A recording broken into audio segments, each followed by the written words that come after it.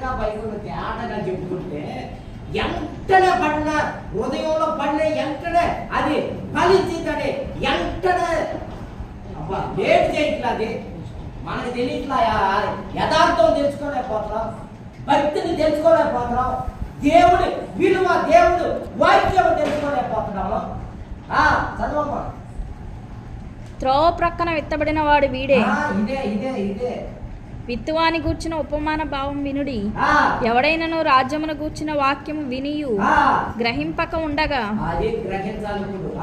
దుష్టుడు వచ్చి వాని హృదయంలో విత్తబడిన దానిని ఎత్తుకొని పోవును.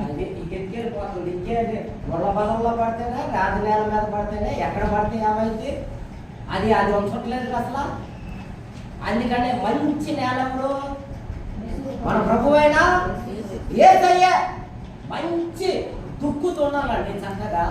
ఒక్కొక్క పరిస్థితి ఒక్కొక్క 5 ఎకరాలు దున్నితే ఆ చేను చూస్తే ఆశ ఎట్లా ఉండింది? ఆ చేను అసలు ఎంత నీట్గా దున్నుతారో. ఒక్క చిన్న గడ్డి మొక్క కూడా